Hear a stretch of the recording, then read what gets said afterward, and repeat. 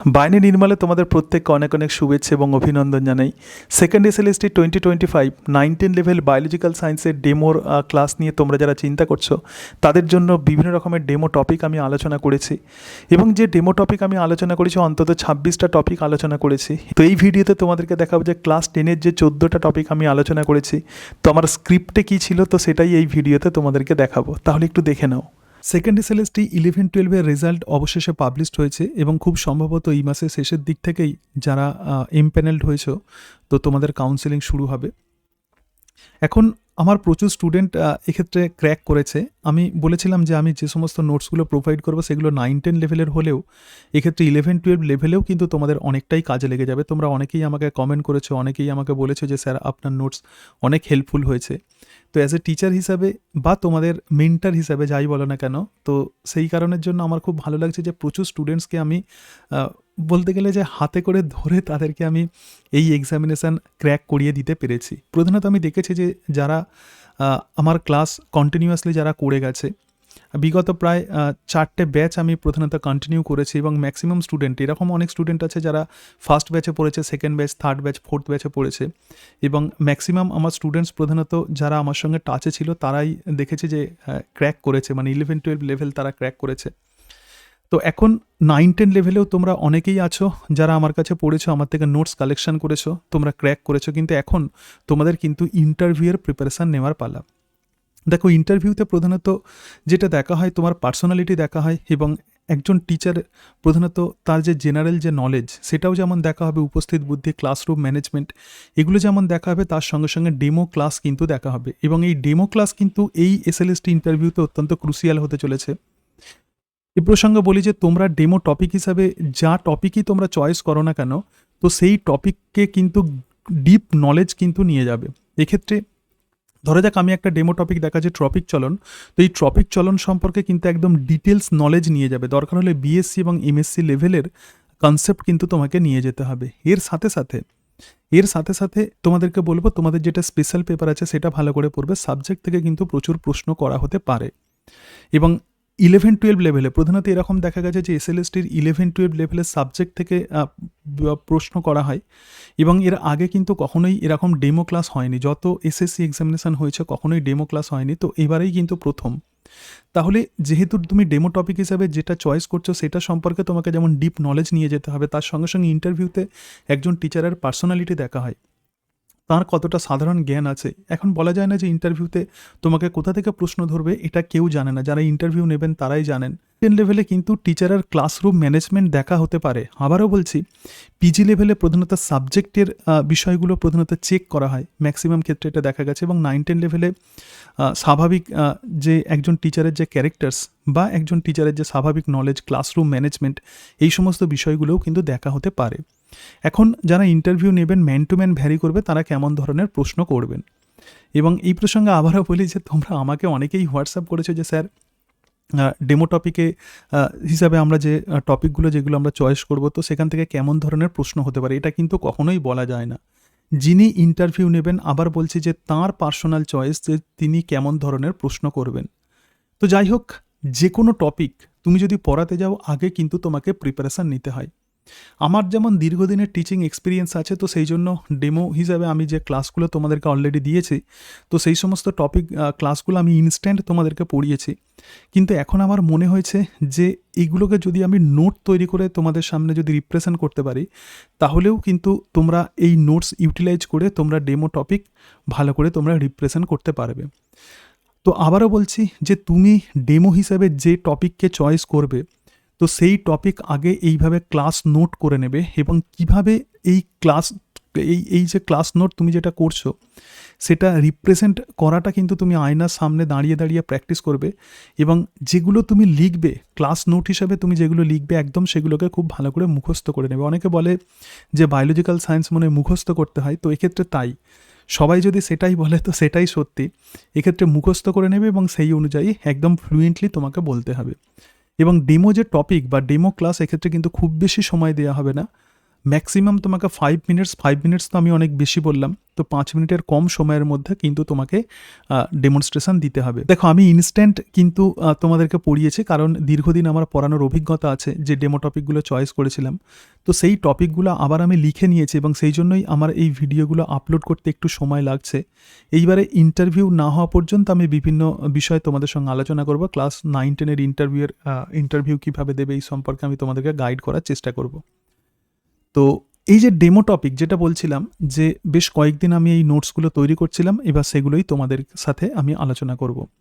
তাহলে দেখো ক্লাস 10 আমি শুরু করছি কিন্তু ক্লাস 10-এর ডেমো টপিক দিয়ে। তো ক্লাস 10-এ দেখো বিভিন্ন টপিক আছে, যেমন তুমি যদি এটাকে চয়েস করো যে ট্রপিক চলন, তো কিভাবে করবে দেখো, যে দেহকে এক জায়গায় স্থির রেখে অঙ্গ প্রত্যঙ্গ সঞ্চালন, তো একেই বলা হয় চলন।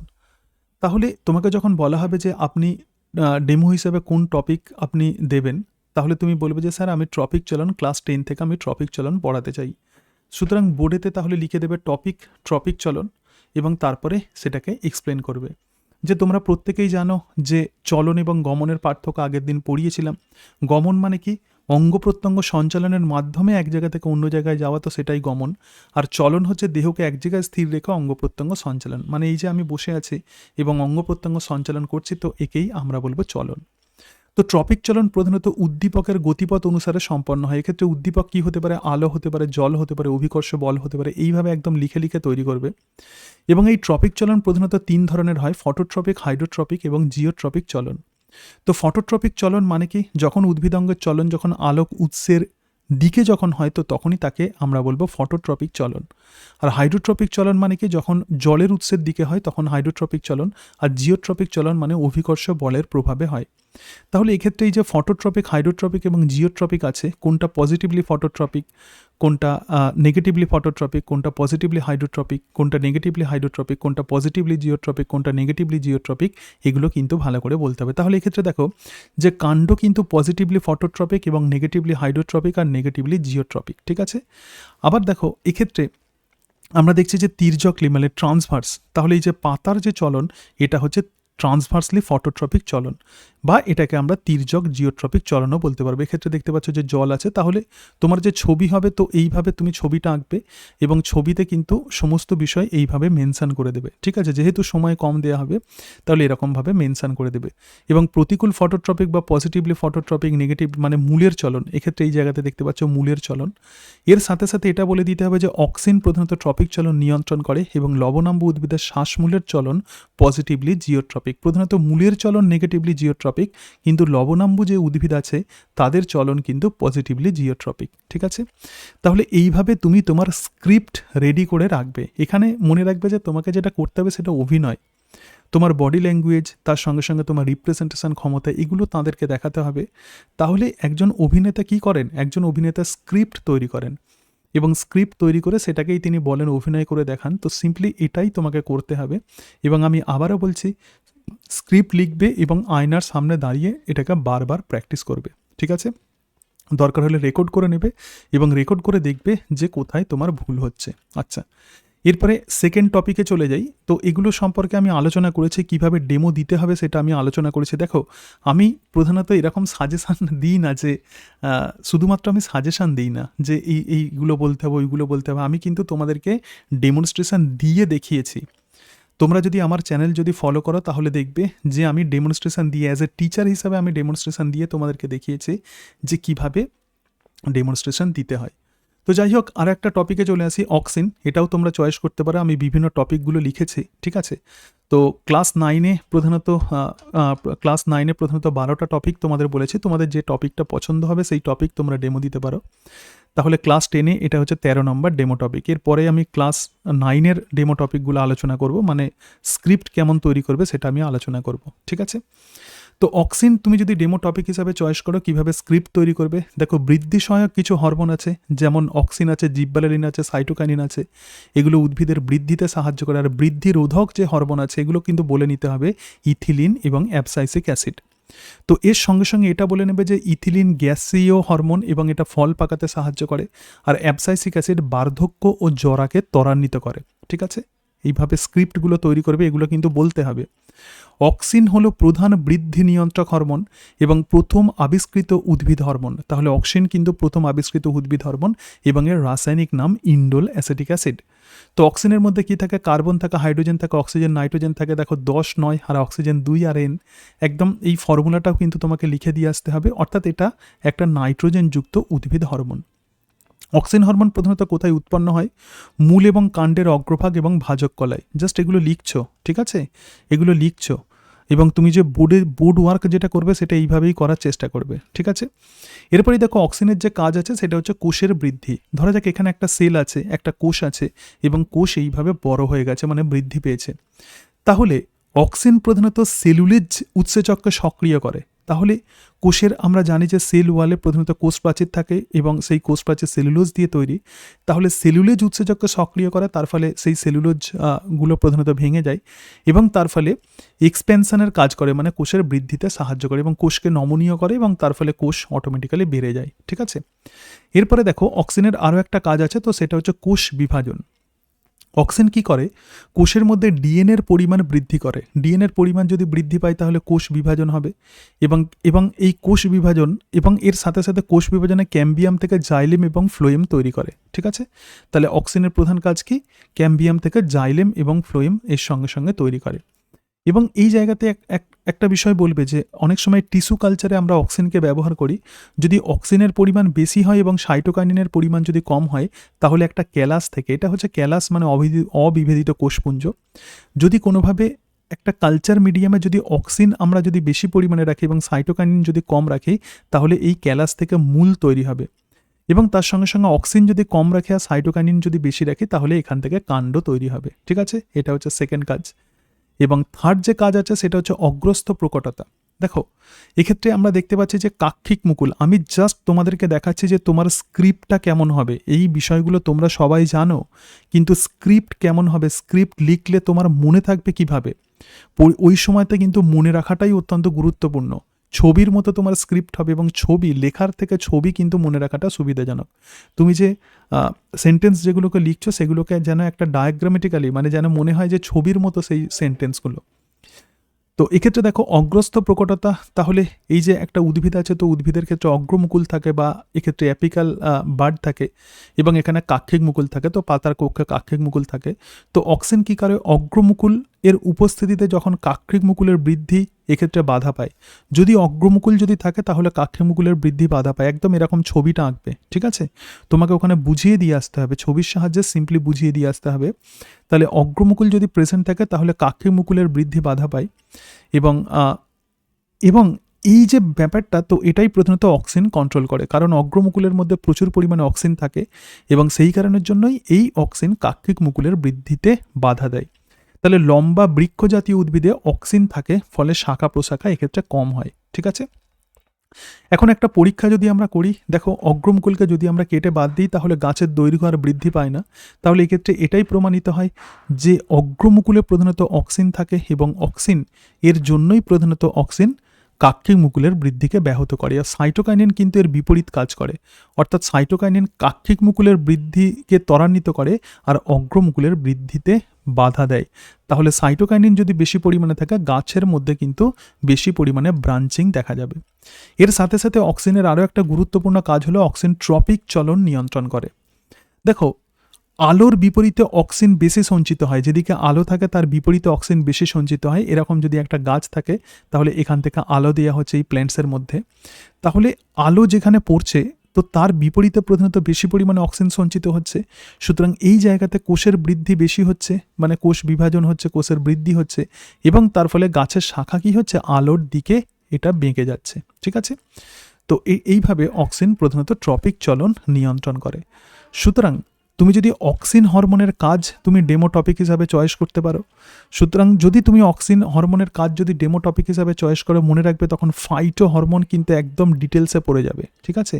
তাহলে ফাইটো হরমোন খুব ভালো করে কিন্তু তোমাকে পড়ে যেতে হবে। সেটা হতে পারে অক্সিন, জিব্বারেলিন, সাইটোকাইনিন, ইথিলিন, অ্যাবসাইসিক অ্যাসিড, সমস্ত ফাইটো হরমোন পড়তে হবে এবং অক্সিনের কাজগুলোও কিন্তু তোমাকে ডিটেলসে পড়ে যেতে হবে, যেটা বলছিলাম একদম বিএসসি এমএসসি লেভেলের নলেজ নিয়ে যাবে। আরও একটা টপিক, এটা হচ্ছে টপিক নাম্বার 15, তো জিটিএইচ হরমোন, গোনাডোট্রপিক হরমোন। তো গোনাডোট্রপিক হরমোনকে তুমি যদি ডেমো টপিক হিসাবে চয়েস করো, কিভাবে করবে দেখো। জিটিএইচ হরমোন প্রধানত দুই ধরনের হয়, একটা ফলিকল স্টিমুলেটিং হরমোন আর একটা লিউটিনাইজিং হরমোন। এবং এই লিউটিনাইজিং হরমোন স্ত্রীদের ক্ষেত্রে নাম হচ্ছে লিউটিনাইজিং হরমোন, আর পুরুষদের ক্ষেত্রে একে আমরা বলবো ইন্টারস্টিসিয়াল সেল স্টিমুলেটিং হরমোন। তাহলে গোনাডোট্রপিক হরমোন হচ্ছে সেই সমস্ত হরমোনগুলো যেগুলো গোনাডের বৃদ্ধি এবং তার সঙ্গে সঙ্গে ক্ষরণে সাহায্য করে। তো গোনাডোট্রপিক হরমোন দুই ধরনের হয়, ফলিকল স্টিমুলেটিং হরমোন, এটা মেল এবং ফিমেল উভয় ক্ষেত্রেই থাকে, আর ফিমেলদের ক্ষেত্রে থাকে লিউটিনাইজিং হরমোন এবং পুরুষদের ক্ষেত্রে থাকে ইন্টারস্টিসিয়াল সেল স্টিমুলেটিং হরমোন। তাহলে গোনাডোট্রপিক হরমোন যার উপর কাজ করে তো তার নাম হচ্ছে গোনাড। পুরুষ দেহে শুক্রাশয় এবং স্ত্রী দেহে ডিম্বাশয় হলো গোনাড। এবং গ্যামেট কাকে বলে? গ্যামেট হচ্ছে গোনাড থেকে যে জনন কোষ তৈরি হয়, তাহলে এক্ষেত্রে শুক্রাশয় থেকে শুক্রাণু এবং ডিম্বাশয় থেকে ডিম্বাণু তৈরি হয়, এটা তোমাকে বলতে হবে। এবার দেখো গোনাডোট্রপিক হরমোনের কাজ, তাহলে পুরুষ দেহে এবং স্ত্রী দেহে গোনাডোট্রপিক হরমোন কি কাজ করে। গোনাডোট্রপিক হরমোন তোমাকে এইভাবে বলতে হবে, গোনাডোট্রপিক হরমোন পিটুইটারি গ্রন্থির অগ্রখণ্ড থেকে উৎপন্ন হয়। তো স্ত্রী দেহে গোনাডোট্রপিক হরমোন দুই ধরনের, একটা হচ্ছে এফএসএইচ এবং আর একটা এলএইচ। এবং এটা গোনাড বা ডিম্বাশয়ে যেহেতু কাজ করে, তাহলে ডিম্বাশয়ের মধ্যে অসংখ্য অপরিণত ফলিকল থাকে এবং এই ফলিকলের ভেতরেই কিন্তু ডিম্বাণু থাকে। ফলিকল স্টিমুলেটিং হরমোন এই অপরিণত ফলিকলের মধ্য থেকে কোনো একটা ফলিকলকে প্রত্যেক 28 দিন অন্তর ম্যাচিওর করে এবং তার ফলে যে ফলিকল তৈরি হয় সেটা পরিণত ফলিকল বা গ্রাফিয়ান ফলিকল, ঠিক আছে। এবং এই গ্রাফিয়ান ফলিকল থেকে ফিমেল সেক্স হরমোন ইস্ট্রোজেন খরিত হয়। এরপরে এই গ্রাফিয়ান ফলিকলের ওপর লিউটিনাইজিং হরমোন কাজ করে এবং তার ফলে গ্রাফিয়ান ফলিকলের ভেতরের যে ডিম্বাণু ছিল সেই ডিম্বাণু ডিম্বাশয়ের বাইরে চলে আসে এবং এই ঘটনাকে আমরা বলবো ডিম্বাণু নিঃসরণ। এবং তার ফলে এই যে গ্রাফিয়ান ফলিকলের যে বাকি যে অংশ সেটা কর্পাস লিউটিয়ামে পরিণত হয় এবং সেই কর্পাস লিউটিয়াম প্রোজেস্টেরন ক্ষরণ করে। তো এই অংশগুলোই কিন্তু ফিমেলদের গোনাডোট্রপিক হরমোনের কাজে তোমাকে বলতে হবে। তাহলে ফিমেলদের গোনাডোট্রপিক হরমোন ডিম্বাশয়ের ফলিকল থেকে গ্রাফিয়ান ফলিকল তৈরি করবে, ফলিকল স্টিমুলেটিং হরমোন, এবং লিউটিনাইজিং হরমোন গ্রাফিয়ান ফলিকল থেকে ডিম্বাণু নিঃসরণ করে কর্পাস লিউটিয়াম তৈরি করবে এবং গ্রাফিয়ান ফলিকল থেকে ইস্ট্রোজেন এবং কর্পাস লিউটিয়াম থেকে প্রোজেস্টেরন খরিত হয়। এই জায়গাটা কিন্তু বলতে হবে। এবং এই যে গোনাডোট্রপিক হরমোন তুমি যখন ডেমো টপিক হিসাবে যখন দেবে, এটা এইভাবে বলবে, ছবিটা কিন্তু তোমাকে আঁকতে হবে যে পিটুইটারি গ্রন্থির অগ্রখণ্ড থেকে প্রধানত এই গোনাডোট্রপিক হরমোন তৈরি হয়। এবং যেটা বলছিলাম, পুরুষ দেহে গোনাডোট্রপিক হরমোনগুলোর নাম এবং স্ত্রী দেহে গোনাডোট্রপিক হরমোনগুলোর নাম।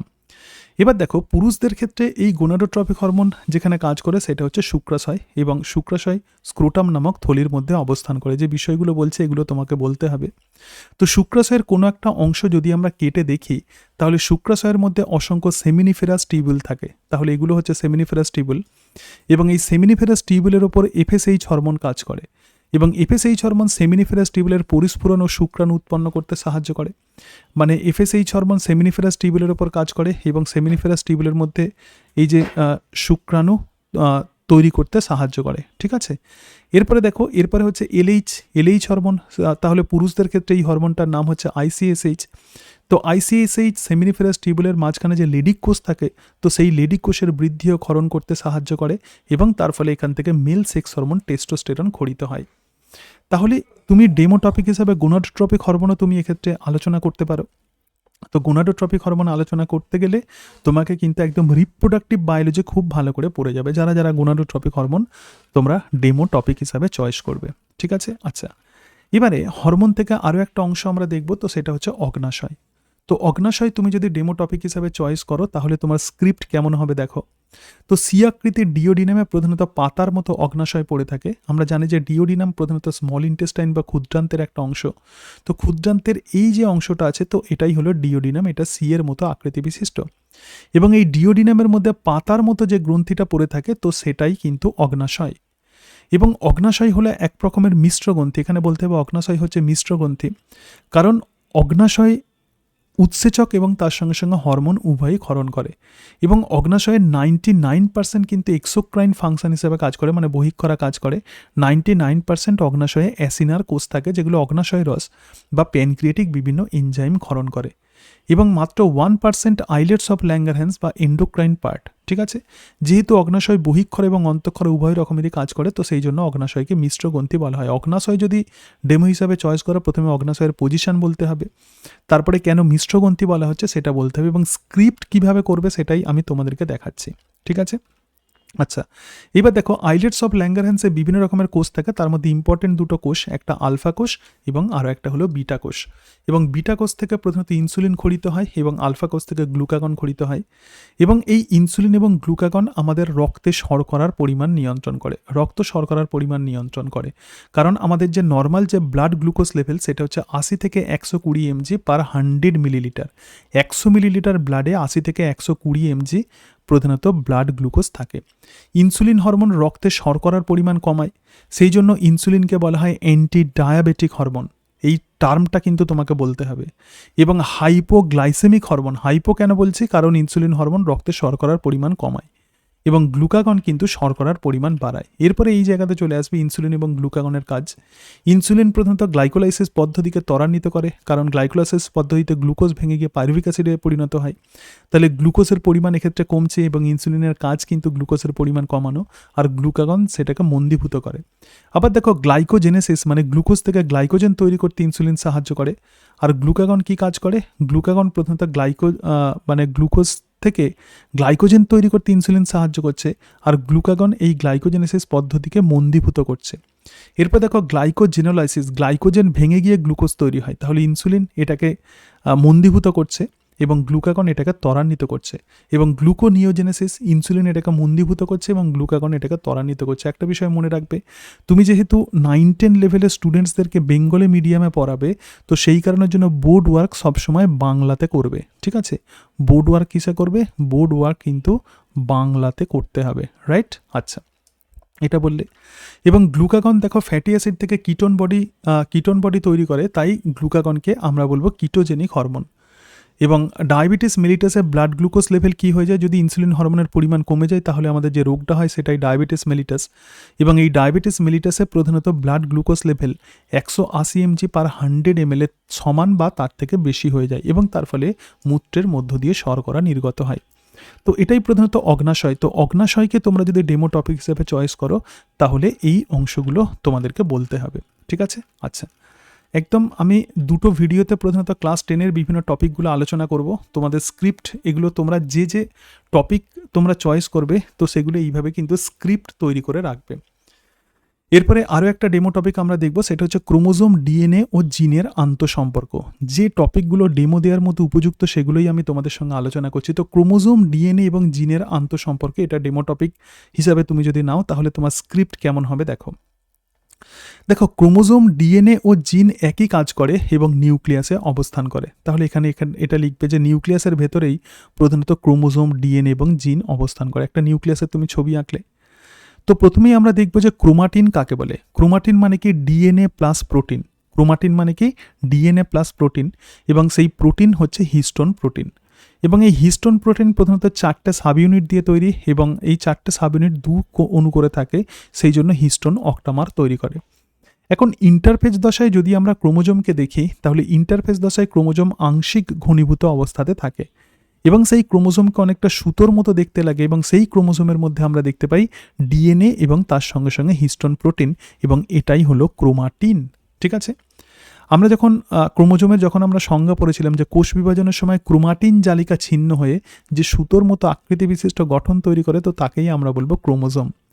তাহলে এক্ষেত্রে আমরা দেখতে পাচ্ছি যে নিউক্লিয় জালিকা মানে এই যে নিউক্লিয়াসের ভিতরে যে ক্রোমাটিন জালিকা আছে, তো সেই ক্রোমাটিন জালিকার ভিতরে ডিএনএ এবং তার সঙ্গে সঙ্গে হিস্টোন প্রোটিন থাকে। So this is chromatin. এইভাবে স্ক্রিপ্ট তৈরি করবে, ঠিক আছে? তাহলে ইন্টারফেস দশাতে ক্রোমোজোম আংশিক ঘনীভূত হয়, এই টার্মগুলো তোমাকে বলতে হবে। এবং কোষ বিভাজন যখন চলে তখন সম্পূর্ণ ঘনীভূত হয় এবং তখন কিন্তু ক্রোমোজোম গঠিত হয়। কেবলমাত্র কোষ বিভাজনের সময়ই ক্রোমোজোমকে দেখা যায় এবং কোষ বিভাজনের সময়ই ক্রোমোজোমকে স্টেন করা হয়, তাই মাইক্রোস্কোপে ক্রোমোজোমকে দেখা যায়। তাহলে যখন কোষ বিভাজিত হচ্ছে তখন আমরা কি দেখতে পাবো, এই ক্রোমাটিন জালিকাগুলো ছিঁড়ে গিয়ে সুতোর মতো ক্রোমোজোম তৈরি করে। এবং এই ক্রোমোজোমকে যদি আমরা দেখি তাহলে ক্রোমোজোমের মধ্যে যে দুটো বাহু থাকে তো তাকেই আমরা বলবো ক্রোমাটিড, এবং ক্রোমাটিডের ভিতরেই থাকে ক্রোমাটিন, এবং এর এই যে ক্রোমাটিড বাহুগুলো যে স্ট্রাকচারের সঙ্গে লেগে থাকে তো সেটাই হচ্ছে সেন্ট্রোমিয়ার, ঠিক আছে? তাহলে ক্রোমোজোম প্রকৃতপক্ষে তোমাকে বোঝাতে হবে যে ক্রোমোজোম প্রকৃতপক্ষে ক্রোমাটিড দিয়ে গঠিত এবং দুটো ক্রোমাটিড সেন্ট্রোমিয়ার অংশে পরস্পরের সঙ্গে যুক্ত থাকে। কিন্তু যখন ডিএনএ রেপ্লিকেশন হয় তখন এই ক্রোমাটিডগুলোর ডুপ্লিকেশন ঘটে এবং তার ফলে সিস্টার ক্রোমাটিড তৈরি হয় এবং এখানে সেন্ট্রোমিয়ার থাকে, এবং যখন অ্যানাফেজ দশা হয় তখন এই সিস্টার ক্রোমাটিডগুলো মানে এটা আলাদা হয়ে যায় আর এটা আলাদা হয়ে যায়। তাহলে এস দশাতে কি ঘটনা ঘটছে সেটা কিন্তু জানাতে হবে। তাহলে আমরা দেখলাম ক্রোমাটিন, তার সঙ্গে সঙ্গে ক্রোমোজোম এবং ক্রোমাটিড, ঠিক আছে। সুতরাং ক্রোমাটিন আর ক্রোমোজোম হলো ডিএনএ অণুর কুণ্ডলীকরণের পৃথক পৃথক দশা, ঠিক আছে। তাহলে জিন কাকে বলে? ডিএনএর একটা অংশ যা প্রোটিন তৈরি করে। তো তুমি যদি ক্রোমোজোম এবং তার সঙ্গে সঙ্গে ক্রোমাটিন এবং তার সঙ্গে সঙ্গে জিনের আন্তঃসম্পর্কে এটাকে যদি ডেমো টপিক হিসাবে চয়েস করো, তাহলে একদম এইভাবে তোমাকে স্ক্রিপ্ট তৈরি করে নিতে হবে এবং এই অংশগুলোই জেনারেলি তোমাকে বলতে হবে। দেখো, আমি তো ডেমো ক্লাস কীভাবে দিতে হবে সেটা তোমাদের সঙ্গে অলরেডি আমি আলোচনা করেছি। এখন তোমাদেরকে যেটা দেখাচ্ছি সেটা হচ্ছে তোমার স্ক্রিপ্ট কেমন হবে, ঠিক আছে। কারণ সমস্ত স্ক্রিপ্ট তো তোমার দরকার নেই, তোমার যেটা পছন্দ মতো টপিক হবে তো সেটাই তুমি স্ক্রিপ্ট তৈরি করবে, ঠিক আছে। আচ্ছা, কোষ বিভাজন প্রথমেই তোমাকে বলতে হবে যে দেহকোষের বিভাজন হচ্ছে মাইটোসিস কোষ বিভাজন, এবং এই মাইটোসিস কোষ বিভাজনকে আমরা বলবো সমবিভাজন। এক্ষেত্রে জনন মাতৃকোষ একদম এইভাবে লিখবে যে 2n, জনন মাতৃকোষ একবার বিভাজিত হয়ে মাতৃকোষের সম আকৃতি এবং সমসংখ্যক ক্রোমোজোম বিশিষ্ট দুটো অপত্য কোষ তৈরি করে। তাহলে 2n এবং এই যে 2n তুমি বলছো, তাহলে এক্ষেত্রে ক্রোমোজোম সংখ্যা কত? 2n মাতৃকোষে। তাহলে এক্ষেত্রে অপত্য কোষে ক্রোমোজোম কি হচ্ছে? 2n, তার মানে মাতৃকোষের সমসংখ্যক ক্রোমোজোম বিশিষ্ট অপত্য কোষ তৈরি করছে, এবং এর সাইজ বা আকৃতিও কিন্তু মাতৃকোষের সমান হয়। এখন মাইটোসিস কোষ বিভাজন পদ্ধতি বুঝতে গেলে আমাদেরকে একটু ইন্টারফেজ দশা সম্পর্কে ধারণা নিতে হবে। তো আমাদের যে দেহকোষে ইন্টারফেজ দশায় বা আমাদের যদি একটা দেহকোষ দেখি, তো দেহকোষে ক্রোমোজোমগুলো সবসময় ডিপ্লয়েড সেটে থাকে, একটা পিতার থেকে আসে আর একটা মাতার থেকে আসে। তাহলে এক্ষেত্রে ডিএনএর পরিমাণ কত? ডিএনএর কন্টেন্ট, ডিএনএর পরিমাণকে সি দিয়ে লেখা হয়। তাহলে এক্ষেত্রে এই যে আমরা দেখতে পাচ্ছি যে ডিপ্লয়েড সেট অফ ক্রোমোজোম, তো সেখানে ডিএনএর পরিমাণ 2c থাকে আর ক্রোমোজোম সংখ্যা কিন্তু 2n। তো 2n মানে হচ্ছে ডিপ্লয়েড সেট অফ ক্রোমোজোম।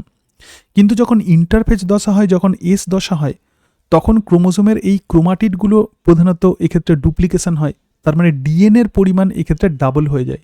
তাহলে ডিএনএর পরিমাণ এখানে কত ছিল? 2c, কিন্তু ইন্টারফেজ দশায় ডিএনএর পরিমাণ কি হয়ে যাচ্ছে? 4c। কিন্তু ক্রোমোজোমের মধ্যে যে ক্রোমাটিড থাকে সেটা আমরা দেখতে পাচ্ছি যে সিস্টার ক্রোমাটিড তৈরি হচ্ছে, কিন্তু ক্রোমোজোম সংখ্যা অপরিবর্তিত থাকে। এর কারণটা কি? এর কারণ এই যে সেন্ট্রোমিয়ারের সঙ্গে ক্রোমাটিডগুলো যখন লেগে থাকে তখন সেটাকে একটাই ক্রোমোজোম হিসাবে ধরা হয়। এরপরে মাইটোসিস কোষ বিভাজন পদ্ধতি প্রধানত দুটো স্টেজে হয়। একটা ক্যারিওকাইনেসিস মানে নিউক্লিয়াসের বিভাজন, আর সাইটোকাইনেসিস মানে সাইটোপ্লাজমের বিভাজন।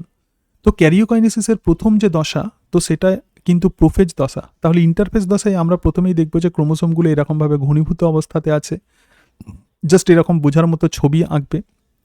এবং সেন্ট্রোজোম যেটা, সেটা দুই মেরুর দিকে গমন করে, ঠিক আছে। এটা হচ্ছে পোল আছে, যেমন নর্থ পোল আর এটা সাউথ পোল। তাহলে সেন্ট্রোজোম বিভাজিত হয়ে দুটো মেরুর দিকে গমন করতে শুরু করে।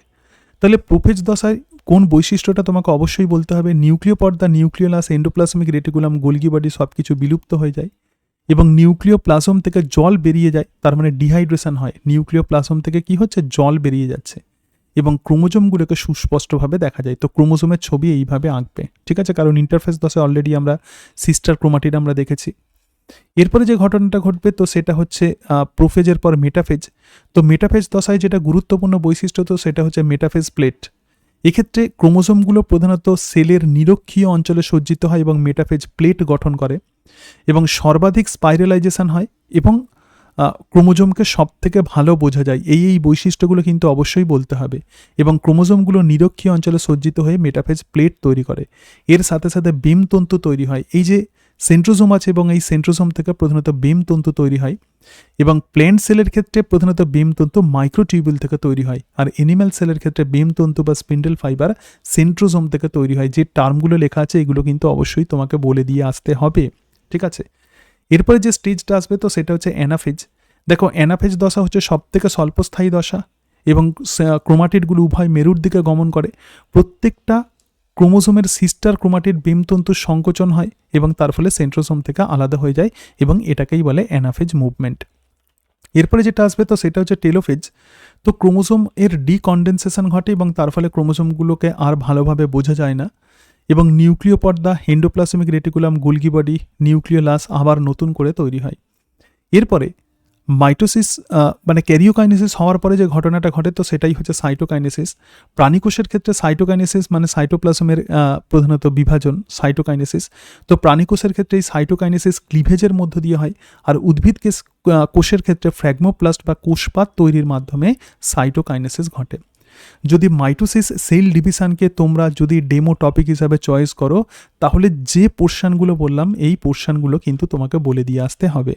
একদম দেখো এখানে স্ক্রিপ্ট কিন্তু দেখো আবারও বলছে যে একজন টিচারকে পড়াতে গেলে কিন্তু তার কাছে স্ক্রিপ্ট থাকতে হয়, পড়ানোর স্ক্রিপ্ট থাকতে হয়, তাকে ভালো করে প্রিপারেশন নিতে হয়।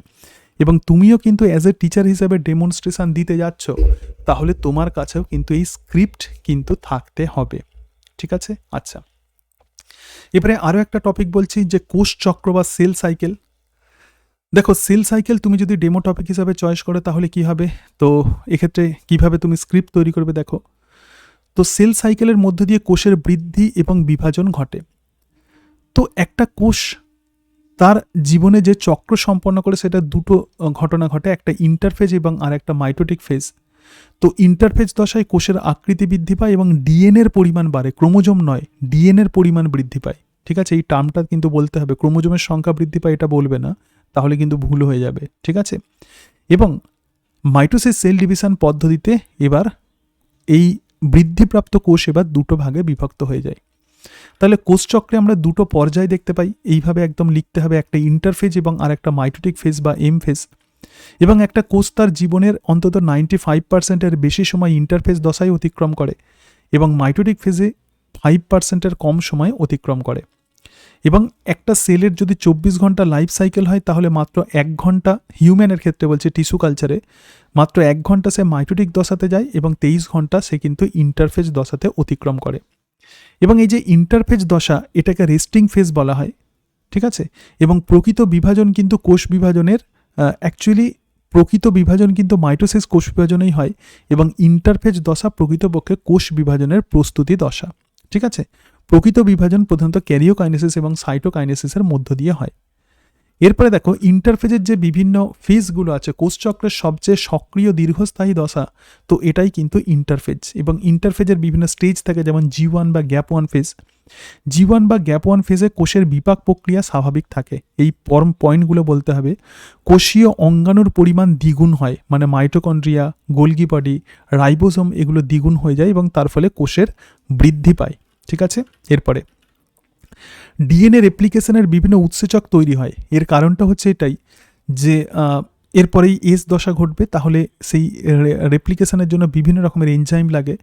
তো সেই রেপ্লিকেশনের বিভিন্ন রকমের এনজাইমগুলো এই দশাতে তৈরি হয় এবং আরএনএ সংশ্লেষ এবং এটিপি সংশ্লেষ হয়, যা কোষ বিভাজনে শক্তি প্রদান করে। ঠিক আছে, ক্রোমোজোমে একটি মাত্র সূত্রাকার ক্রোমাটিড দেখা যায়, তাহলে এক্ষেত্রে ক্রোমোজোম মোনাড ফর্মে অবস্থান করে, এটা G1 দশা।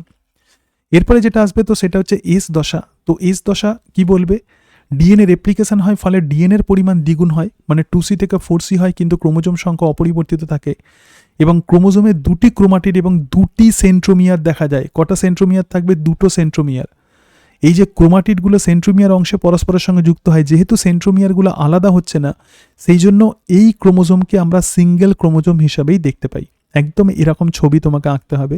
তাহলে ডিএনএর পরিমাণ 4C হয়ে যাচ্ছে, ক্রোমোজোম সংখ্যা 2N এবং সেন্ট্রিওল কিন্তু বিভাজিত হয়ে দ্বিগুণ হয় এস দশাতেই।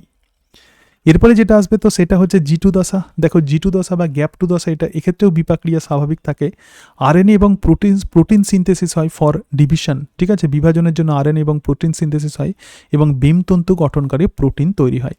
তো আমরা যদি একটা সেল সাইকেলকে যদি আমরা দেখি, তাহলে সেল সাইকেলের প্রধান যে স্টেজ তো সেটা হচ্ছে মাইটোটিক ফেজ এবং তারপরে যে স্টেজটা আছে সেটা G1, তারপরে হচ্ছে এস এবং তারপরে হচ্ছে G2। একদম এইভাবে ছবি আঁকতে হবে। এবং জীবন দশায় একটা স্পেসিফিক পয়েন্ট আছে, একটা নির্দিষ্ট পয়েন্ট আছে এবং এক্ষেত্রে কোষ দেখে নেয় যে প্রকৃত পুষ্টি পদার্থ বা গ্রোথ ফ্যাক্টর এবং তার সঙ্গে সঙ্গে নিউট্রিয়েন্ট অ্যাভেলেবেল আছে কিনা। যদি সেটা থাকে তাহলে কোষ চক্র কিন্তু কন্টিনিউ হবে, অর্থাৎ এই রেস্ট্রিকশন পয়েন্ট ত্যাগ করে কোষ কিন্তু এস দশার দিকে গমন করবে। আর যদি না থাকে তাহলে কোষ তার সেল সাইকেল বন্ধ করে দেবে এবং এই যে স্টেজ তো এটাই হচ্ছে G0 দশা। তোমরা যদি সেল সাইকেল ডেমো টপিক হিসাবে চয়েস করো অবশ্যই কিন্তু G0 দশাকে মেনশন করতে হবে। এক্ষেত্রে কোষ বিভাজিত হয় না, কিন্তু বিপাক প্রক্রিয়া চলতে থাকে। এরপরে দেখো জি1 দশা, প্রত্যেকটা স্টেজে কিন্তু চেক পয়েন্ট থাকে। তো জি1 চেক পয়েন্ট কি কাজ করে, জি1 দশায় সমস্ত ঘটনাগুলো ঠিকঠাক হয়েছে কিনা সেটা দেখে, এবং যদি ইয়েস হয় তাহলে কোষ এস দশাতে প্রবেশ করবে, আর যদি নো হয় তাহলে যতক্ষণ পর্যন্ত কোষ জি1 দশার কাজ সম্পন্ন করছে ততক্ষণ পর্যন্ত সেল এখানেই থেকে যাবে। এস দশাতে রেপ্লিকেশন হবে, তার মধ্যেও চেক পয়েন্ট থাকে। আবার দেখো জি2 দশাতেও কিন্তু তার ফাংশনগুলো হবে, সেখানেও কিন্তু চেক পয়েন্ট থাকে, এবং জি2 থেকে এম ফেজে প্রধানত কোষ গমন করে। ঠিক আছে, এরপরে আমরা রিপ্রোডাকশানে চলে এসেছি। আচ্ছা, আমি জাস্ট ফার্নের জনুক্রমটা এখানে বলবো, তারপরে আর একটা ভিডিওতে বাকি অংশগুলো আলোচনা করবো, মানে 20 নাম্বার পর্যন্ত আজকে আলোচনা করব। ঠিক আছে, চলো। তো এরপরে যেটা আছে তো সেটাই হচ্ছে ফার্নের জনুক্রম বা ড্রয়োপটেরিস। সেক্ষেত্রে যে ফার্ন আছে তো সেটাই হচ্ছে ড্রয়োপটেরিস। এইভাবে বলবে যে ড্রয়োপটেরিস বা ফার্ন তোমরা কোথায় দেখেছো বলতে পারবে? একদম, যে পুরানো বাড়ি বা পুরানো মন্দির, তাদের দেওয়ালে প্রধানত ড্রয়োপটেরিস বা ফার্নকে আমরা দেখতে পাই। এবং জীবনচক্রে রেণুধর এবং লিঙ্গধর দশার যে পর্যায়ক্রমিক আবর্তন, তো তাকেই আমরা বলবো জনুক্রম। তাহলে ফার্নের জনুক্রম বুঝতে গেলে আমাদেরকে আগে জানতে হবে যে জনুক্রম কাকে বলে। উদ্ভিদের জীবনচক্রে রেণুধর, উদ্ভিদের যে কোনো ডিপ্লয়েড গঠনই কিন্তু রেণুধর বা স্পোরোফাইট, আর যে কোনো হ্যাপ্লয়েড গঠন তো সেটাই হলো লিঙ্গধর। তাহলে ফার্নের যখন জনুক্রম বলছে, এক্ষেত্রে দেখতে পাচ্ছ যে ফার্ন, সুতরাং ড্রয়োপটেরিস হচ্ছে একটা রেণুধর উদ্ভিদ, কারণ তার প্রধান উদ্ভিদ দেহ কিন্তু রেণুধর বা স্পোরোফাইট। এবং এই ফার্নের বড় বড় পাতা থাকে, ফার্নের এটা ক্যারেক্টারিস্টিক ফিচার্স। তো তার ক্ষেত্রে পাতার কিন্তু ওয়েল ডেভেলপমেন্ট হয়, এবং ফার্নের এই বড় পাতার নিম্নত্বকে সোরাস থাকে, এবং সোরাসের মধ্যে রেণুস্থলী থাকে। ঠিক আছে, সোরাসের মধ্যে অসংখ্য রেণুস্থলী থাকে, এবং এই রেণুস্থলীগুলো বিদীর্ণ হয়ে রেণু ছড়িয়ে পড়ে। তো স্পোরোফাইটের কাজ কি? এক্ষেত্রে স্পোরোফাইটের কাজ হচ্ছে স্পোর তৈরি করা। এই স্পোর বিভিন্ন রকম হতে পারে, সেক্সুয়াল স্পোর হতে পারে, আসেক্সুয়াল স্পোর হতে পারে। তাহলে এক্ষেত্রে স্পোরোফাইট যে স্পোর তৈরি করছে সেটা সেক্সুয়াল স্পোর, এবং এই স্পোর মিওসিস সেল ডিভিশনে হচ্ছে। তার মানে এই স্পোরেনজিয়ামের মধ্যে যে ঘটনাটা ঘটে সেটা হচ্ছে স্পোরিক মিওসিস, এবং তার ফলে ডিপ্লয়েড স্পোরোফাইট থেকে হ্যাপ্লয়েড রেণু তৈরি হয়। ঠিক আছে, এরপরে এইভাবে ছবি আঁকবে পরপর স্টেজ ওয়াইজ। ঠিক আছে, তারপরে রেণু অঙ্কুরিত হয়ে প্রথমে প্রোটোনিমা তৈরি হয়, এবং পরে প্রোথ্যালাস নামক হ্যাপ্লয়েড গ্যামেটোফাইট তৈরি হয়। যেহেতু ড্রয়োপটেরিস স্পেসিফিক, গ্যামেটোফাইটের ডেভেলপমেন্ট বিভিন্ন ফার্নের ক্ষেত্রে বিভিন্ন রকম হয়, বিভিন্ন টেরিডোফাইটের ক্ষেত্রে। তো ড্রয়োপটেরিসের ক্ষেত্রে প্রথমে এই যে স্পোর আছে, সেক্সুয়াল স্পোর, তো সেখান থেকে প্রথমে প্রোটোনিমা তৈরি হয়। এক্ষেত্রে প্রোটোনিমা তৈরি হয় এবং পরে প্রোথ্যালাস তৈরি হয়, এবং প্রোথ্যালাস থেকে হ্যাপ্লয়েড গ্যামেটোফাইট তৈরি হয়। এবং এই যে গ্যামেটোফাইটের নাম কেন গ্যামেটোফাইট? কারণ গ্যামেটোফাইট থেকে গ্যামেট তৈরি হয়, এবং এদের যে সেক্স অর্গান, মেল যে সেক্স অর্গান আছে তাকে আমরা বলবো অ্যান্থেরাইডিয়া, এবং ফিমেল সেক্স অর্গানকে আমরা বলবো আর্চিগোনিয়া। এবং অ্যান্থেরাইডিয়া বা মেল সেক্স অর্গান থেকে শুক্রাণু তৈরি হয়, যেটা বাইফ্ল্যাজেলেটেড। যেহেতু গ্যামেটোফাইট থেকে গ্যামেট তৈরি হয়, সেই জন্যই এর নাম কিন্তু গ্যামেটোফাইট। এবং এই শুক্রাণু আর্চিগোনিয়ার মধ্যে চলে যায়, এবং আর্চিগোনিয়ার মধ্যে গিয়ে তারা ডিম্বাণুকে নিষিক্ত করে। ঠিক আছে, সুতরাং এই যে প্রোথ্যালাস, এই যে স্টেজগুলো একদম এইভাবে আঁকতে হবে। এরপরে এই শুক্রাণু আর্চিগোনিয়ার মধ্যে চলে যায়। আর্চিগোনিয়ার মধ্যে একটা নেক থাকে, এবং এই নেকের ভিতরে প্রধানত এদের ডিম্বাণু থাকে বা ওভাম থাকে, এবং এই বাইফ্ল্যাজেলেটেড শুক্রাণু ডিম্বাণুর সঙ্গে যুক্ত হয়ে জাইগোট তৈরি করে। তাহলে জাইগোট অবভিয়াসলি ডিপ্লয়েড হবে, এবং এই ডিপ্লয়েড জাইগোট কি করবে? মাইটোসিস পদ্ধতিতে স্পোরোফাইট তৈরি করবে। এই স্পোরোফাইট থেকে আবার সেক্সুয়াল স্পোর তৈরি হবে, এবং এইভাবেই প্রধানত ড্রয়োপটেরিসের লাইফ সাইকেল সম্পন্ন হয়। তাহলে যদি তুমি ড্রয়োপটেরিসের যদি জনুক্রমকে তুমি যদি চয়েস করো, একদম এরকমভাবে তোমাকে স্ক্রিপ্ট করে নিতে হবে। এবং এক্ষেত্রে দেখো ইম্পর্টেন্ট টার্মিনোলজিগুলোই কিন্তু লেখা আছে, তার মানে এই বিষয়গুলো ভুললে হবে না। এবং যতদিন না পর্যন্ত ইন্টারভিউ হচ্ছে তোমাকে কিন্তু চিন্তা করে যেতে হবে। যত সময় যাবে তত তোমাদের উপর চাপ বাড়বে। একবার মনে হবে যে এই টপিকটা ডেমো করি, একবার মনে হবে ওই টপিকটা ডেমো করি। দেখো সবসময় মাইন্ডকে কিন্তু সেট করে রাখবে, মাইন্ডকে ফিক্সড করে রাখবে। আমি এই টপিকের ওপর ডেমো দেব, এবং এটা কিন্তু ফিক্সড করে রাখবে। আমার যেটা সাজেশান, তোমরা যারা বোটানির ব্যাকগ্রাউন্ডের স্টুডেন্ট আছো তারা বোটানির টপিক চয়েস করবে। ঠিক আছে, আবার যারা জুলজি ব্যাকগ্রাউন্ডের স্টুডেন্ট আছো তারা জুলজির টপিক তোমরা চয়েস করতে পারো। এবং বোটানি এবং জুলজি উভয় ক্ষেত্রেই কিন্তু জেনেটিক্সকে কিন্তু তোমরা নিতে পারো, কারণ বোটানি এবং জুলজি উভয় ক্ষেত্রেই তোমাদেরকে জেনেটিক্স প্রধানত পড়াশোনা করতে হয়। কিন্তু কোনো যদি বোটানি স্টুডেন্ট যদি জুলজি টপিক চয়েস করে, তখন তাকে হয়তো প্রশ্ন করা হতে পারে যে আপনি তো বোটানি স্টুডেন্ট, তাহলে জুলজি টপিক চয়েস করলেন কেন? নিশ্চয়ই আপনার বোটানিকে ভালো লাগে না।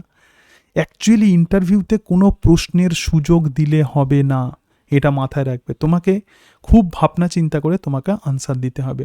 ইন্টারভিউ একটা মাইন্ড গেম। অনেক ভালো ভালো ছেলেমেয়ের ইন্টারভিউ কিন্তু খারাপ হয়ে যায়।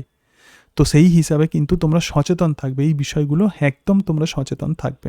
ঠিক আছে, তো তোমরা যারা ডেমোর জন্য প্রিপারেশান নিচ্ছ একদম এইভাবে তোমরা স্ক্রিপ্ট করে রাখবে। আমি অলরেডি এগুলো সম্পর্কে আলোচনা করেছি, আমি নোটস করিনি, কিন্তু আমার মনে হলো যে তোমাদেরকে একটু স্ক্রিপ্টগুলো তোমাদেরকে একটু দেখিয়ে দেওয়া দরকার। সেই জন্যই বেশ কয়েকদিন আমি ভিডিও আপলোড করতে পারিনি। এই স্ক্রিপ্টগুলো আমি তৈরি করছিলাম। আমি প্রধানত তোমাদের যে ডেমো টপিকগুলো দিয়েছি সেগুলো ইনস্ট্যান্ট আমি তোমাদের সঙ্গে আলোচনা করেছি, ঠিক আছে?